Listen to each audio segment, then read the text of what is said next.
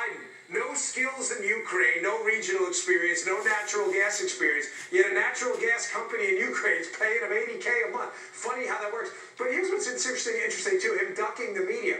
You know, it's not that he won't do interviews with the media, it's that he can't. Every time he appears in front of any media outlet, Charlemagne at the Breakfast Club or anyone else, he says things that are so ridiculously offensive that he drops 2 or 3 points in a poll. So that's why they're hiding him. Their strategy to win is not to run an election, it's to hide from an election. That's their only strategy. Let me go to you, Geraldo. Geraldo, I don't care if people want to vote for Joe Biden. What has he done in 50 years? How does he get to hide? How does he not hold a press conference in 82 days? They don't have any ideas. Any and all big issues. They just don't want Trump to be reelected. Donald Trump, he's telling everybody what he thinks. He's also a man of action, and he's a man that's doing things. You know what? He's hiding, and the people like Terry McAuliffe are supporting the hiding as the only strategy for him, and the mob and the media is accepting this. Hillary Clinton kiss asses. I would take a slightly different angle, Sean. I would ask Joe Biden why he doesn't ask his supporters in the African-American community to join him to protest against the carnage, the bloodletting in places like Chicago and Baltimore and Detroit. Can he get this group together to save black lives? Do black lives matter? They want it to fester. Do black toddlers' lives matter, as I asked last night? Where is Vice President Biden on the death of the 2 3-year-olds this weekend? Why has he said nothing about what is an egregious act of child killing that is beyond the pale, Sean? This is something that could rally everybody.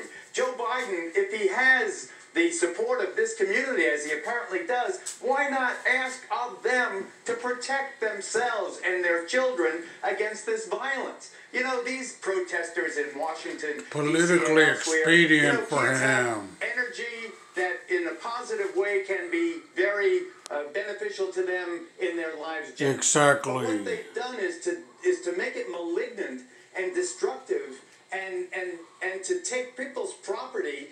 And they do it with an impunity that is absolutely intolerable. What about all those shopkeepers and tenants and landowners of that place, a chop zone in Seattle? What about the people whose businesses surround Lafayette Park? What about St. John's Church, the Episcopal Church? It's a real reporter right there, Geraldo Rivera. Once again, people who are so upset by President Trump holding a Bible in front of the church and calling it a photo op. They've been absolutely silent, as Joe Biden has been silent about the defacing of the church.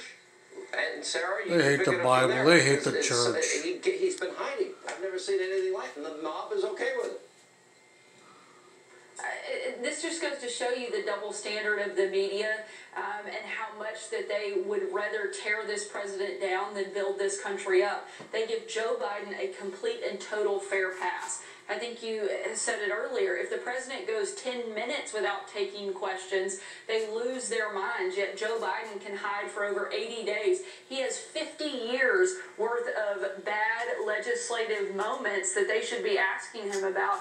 I think it is outrageous that they spend all this time accusing the president, who's been in office for just a little over 3 years, for most of the problems that Joe Biden and his cronies spent 50 years creating. The president has done a great job cleaning up their mess, and he needs 4 more years to get the job done. Joe Biden and all of the Democrats, they have to, at some point, answer for all of the problems that they helped create, and Joe Biden's going to have to come out of hiding. 80 days is outrageous. They're vampires. Him to spend without taking a single question. They're political vampires. You gave just a small glimpse of the questions they could be asking. The sad part is, my guess is, the first time he does an interview, they won't ask a single one of those questions, Sean.